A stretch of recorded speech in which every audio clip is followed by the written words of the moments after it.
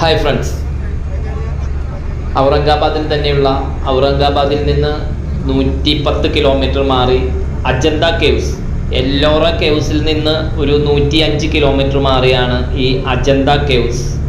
ഈ അജന്ത കേവ്സ് കാണാനുള്ള യാത്രയിലാണ്. അവിടെ അജന്ത കേവ്സ് കാണുമ്പോൾ നമ്മളെ വണ്ടി അവിടുത്തെ പാർക്കിംഗ് ഏരിയയിൽ പാർക്ക് ചെയ്ത് അവരുടെ മഹാരാഷ്ട്ര ഗവൺമെൻറ്റിൻ്റെ ഈ കാണുന്ന ബസ്സിൽ 30 രൂപയും ടിക്കറ്റ് എടുത്ത് വേണം അങ്ങോട്ടേക്ക് യാത്ര ചെയ്യാൻ. ബാക്കിയുള്ള ടൂറിസ്റ്റുകളുടെ വാഹനങ്ങളൊന്നും തന്നെ അങ്ങോട്ടേക്ക് കടത്തിവിടില്ല. ഇങ്ങനത്തെ വലിയ ബസ്സുകളിലാണ്. തിരക്ക് നിയന്ത്രിക്കുന്നതിനും മറ്റുമായിരിക്കാം, അല്ലെങ്കിൽ ഒത്തിരി വാഹനങ്ങൾ വന്ന് പൊല്യൂഷനൊക്കെ അവിടെ എത്തി ഗുഹാക്ഷേത്രങ്ങൾക്ക് അല്ലെങ്കിൽ പെയിൻറ്റിങ്ങുകൾക്ക് കേടുവരാതിരിക്കാനായിരിക്കാം ഇങ്ങനെ ഇവിടെ നിന്ന് കുറേശ്ശെ പേരെയാണ് ആ ഓരോ ബസ്സിൽ ഇങ്ങനെ 3-4 ബസ്സുകൾ അങ്ങനെ ട്രിപ്പ് അടിക്കുന്നുണ്ട്. തിരക്ക് കൂടുമ്പോൾ അതനുസരിച്ച് കൂട്ടുകയും ചെയ്യും. അങ്ങനെ അവിടേക്കുള്ള യാത്രയിലാണ്. ഇവിടുത്തെ കാടുകളിൽ എല്ലാം തന്നെ മഹാരാഷ്ട്രയിലെ പലയിടത്തും മറ്റു മരങ്ങൾ കാണാത്ത സ്ഥലങ്ങളിലെല്ലാം ശീമക്കൊന്നകളാണ് ധാരാളം വെച്ച് പിടിപ്പിച്ചിരിക്കുന്നത്. അത് ഏതു വരൾച്ചയിലും ജല ദൗർലഭ്യമുള്ള സ്ഥലങ്ങളിലും ധാരാളം വളരുന്ന ഒരു വൃക്ഷമായ കാരണമായിരിക്കാം ധാരാളം ശീമക്കൊന്ന വെച്ച് പിടിപ്പിച്ചിട്ടുണ്ട്. ശീമക്കൊന്ന കാടുകളിലൂടെയാണ് യാത്ര. അങ്ങനെ അജന്ത കേവ്സിൻ്റെ ബസ് വന്ന് നിൽക്കുന്ന പാർക്കിംഗ് ഏരിയയിലേക്ക് എത്തി. അവിടെ ഇതുപോലെ തന്നെ മറ്റു ബസ്സുകളും കാണാൻ വേണ്ടി അവിടെ വന്നിട്ടുണ്ട്. മഹാരാഷ്ട്ര ഗവൺമെൻറ്റിൻ്റെ ബസ്സുകളാണ്. അങ്ങനെ യാത്രക്കാരെല്ലാം ബസ്സിൽ നിന്ന് ഓരോരുത്തരായി ഇറങ്ങിക്കൊണ്ടിരിക്കുകയാണ്. അങ്ങനെ ഈ ഇന്ത്യയുടെ പുരാവസ്തു വിസ്മയങ്ങളിൽ ഒന്നായ അജന്ത ഗുഹാക്ഷേത്രങ്ങൾ, മഹാരാഷ്ട്രയിലെ ഔറംഗാബാദ് ജില്ലയിലെ ലേനാപൂരിലുള്ള ഈ ഗുഹ കാണാനാണ്, ഗുഹകളെ ക്ഷേത്രം കാണാനാണ് ഇവിടേക്ക് എത്തിയിരിക്കുന്നത്. 1983 ലോക പൈതൃക കേന്ദ്രങ്ങളുടെ പട്ടികയിൽ ഇടം നേടിയിട്ടുള്ള ഗുഹാക്ഷേത്രമാണ്. 30-ലധികം ഗുഹകളുടെ ഒരു സമുച്ചയമാണ് അജന്ത ഗുഹകൾ. ഇവിടെ ടൂറിസ്റ്റുകൾ അധികമാവുമ്പോൾ ഇതിനകത്തേക്ക് സെക്യൂരിറ്റി ചെക്കിംഗ് എല്ലാം കഴിഞ്ഞ് അകത്തേക്ക് കടക്കുന്ന ഒരു വഴിയാണ്. നമ്മുടെ ബാഗേജ് എല്ലാം തന്നെ എയർപോർട്ടിലൊക്കെ പോലെ ചെക്ക് ചെയ്യുന്നത് പോലെ CISF ജവാന്മാർ ചെക്ക് ചെയ്യും, എന്നിട്ടാണ് കടത്തിവിടുന്നത്. ഇതിൻ്റെ ഒരു രൂപരേഖ അജന്ത വരച്ചു വെച്ചിട്ടുണ്ട്. അതിൻ്റെ ചരിത്രവും ചെറിയ രീതിയിൽ ഇവിടെ എഴുതി വച്ചിരിക്കുന്ന ഒരു പ്രദേശമാണ്. അങ്ങനെ ഞങ്ങൾ ചെക്കിംഗ് ഒക്കെ കഴിഞ്ഞ് അങ്ങോട്ടേക്കുള്ള വഴിയിലേക്കാണ് പോകുന്നത്.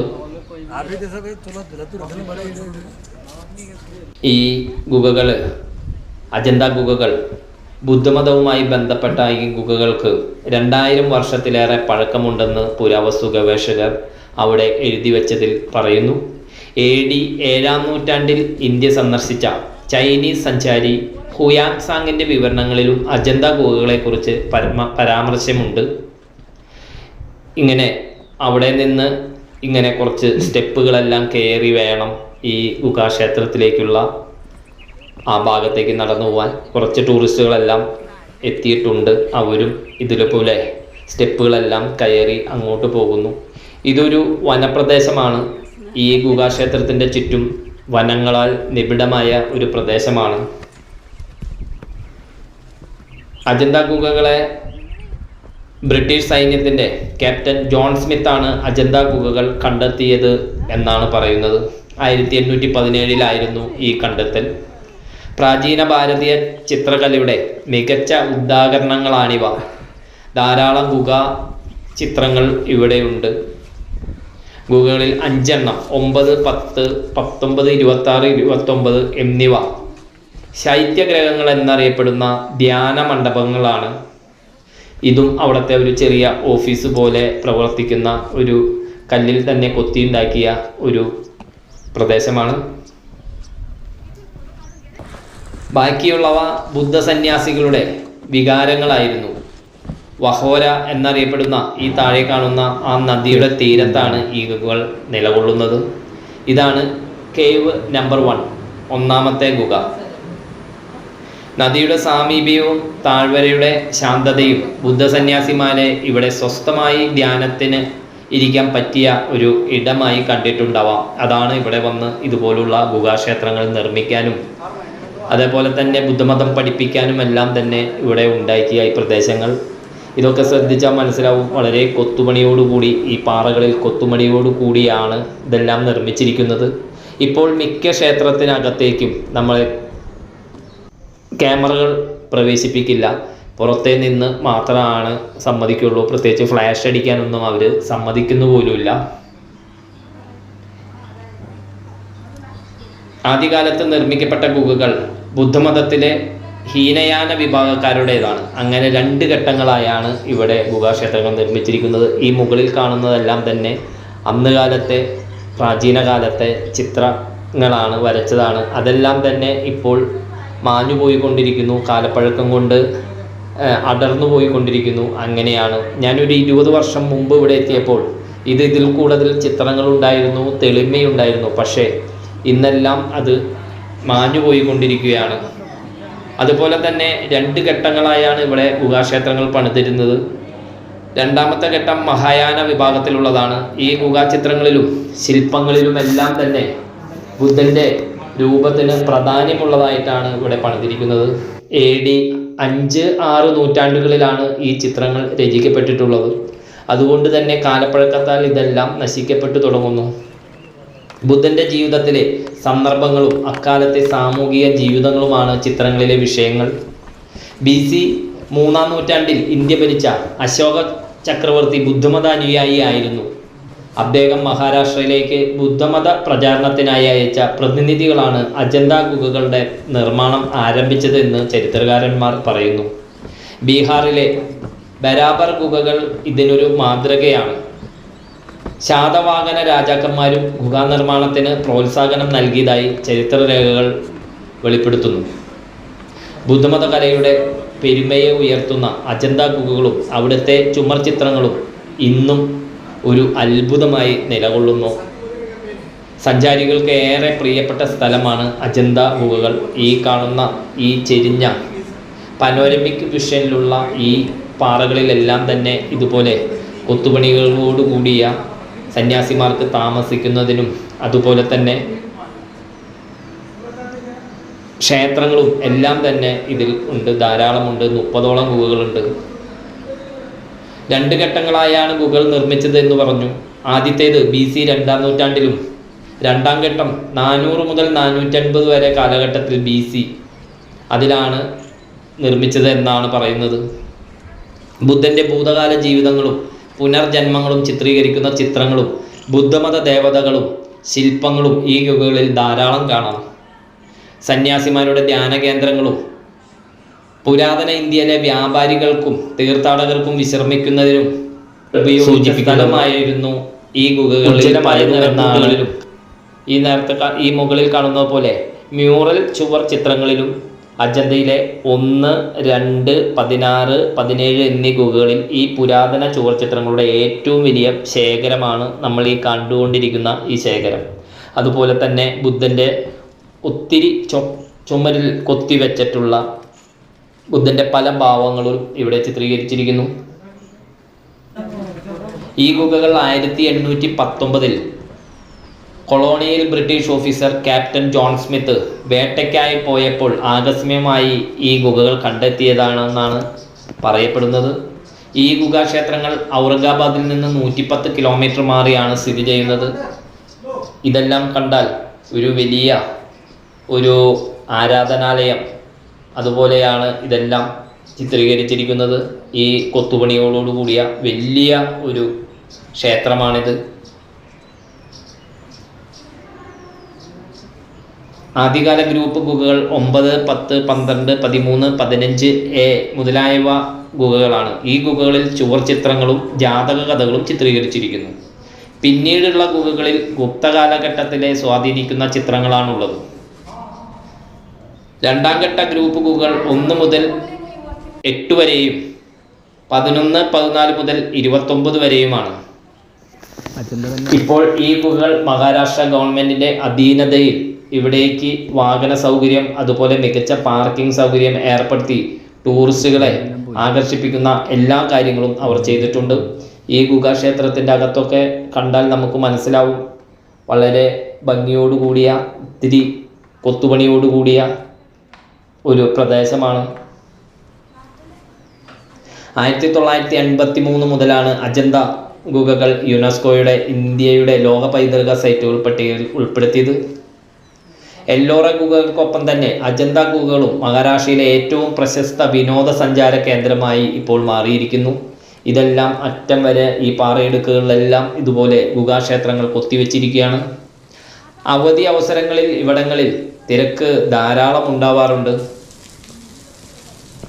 സഞ്ചാരികൾ കൂടുതലായി ഇവിടേക്ക് എത്തുന്നത് മൂലം ഗുഹാക്ഷേത്രങ്ങളിലെ പല പെയിൻറ്റിങ്ങുകൾക്കും ഭീഷണിയാവുന്നു എന്നാണ് പറയുന്നത്.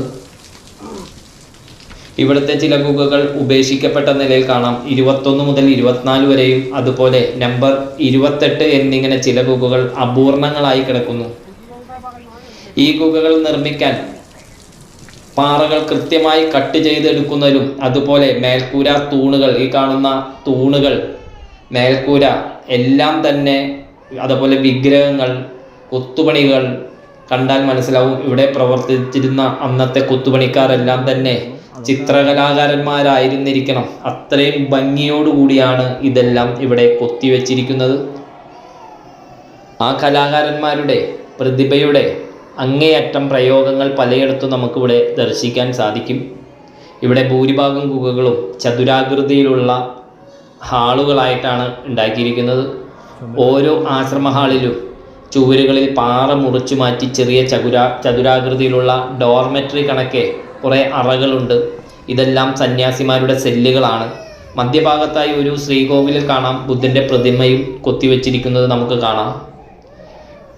പിന്നെ ഈ ഹാളിൻ്റെ തൂണുകളിലും ചുവരുകളിലും അതിവിശിഷ്ടവും വിശദവുമായ പ്രതിമകളും ദേവതകളെ എല്ലാം കൊത്തിവെച്ചിട്ടുണ്ട്. നമ്മൾ നേരത്തെ കണ്ടിരുന്നതുപോലെ ഇവിടെ ഇതുപോലെ തന്നെ 2 സ്റ്റെപ്പുകളിൽ, താഴത്തെ നിലയിലും മുകളിലെ നിലയിലുമായി 2 സ്റ്റെപ്പുകളിലും ഇതുപോലെ ക്ഷേത്രങ്ങളും അവിടെ സന്യാസിമാർക്ക് താമസിക്കുന്ന വികാരങ്ങളും എല്ലാം പണിതു വച്ചിട്ടുണ്ട്.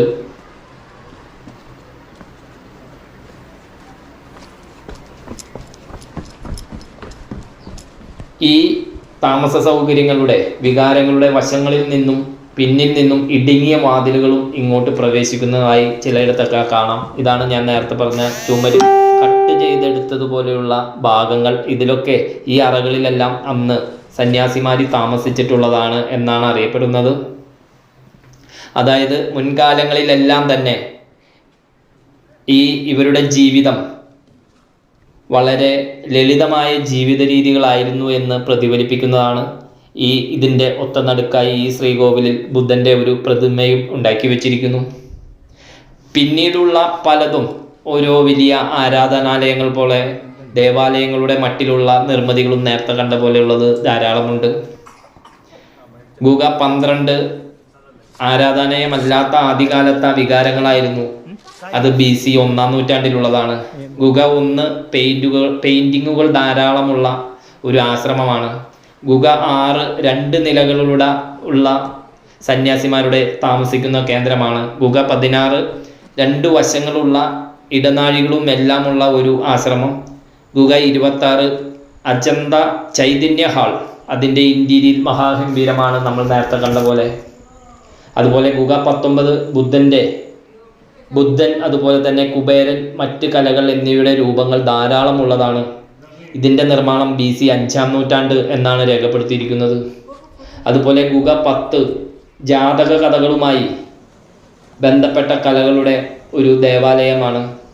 ഗുഹ 9 ആദ്യകാല ചിത്രങ്ങളും മൃഗങ്ങളുടെ ചിത്രങ്ങളുമുള്ള ഒരു ദേവാലയം.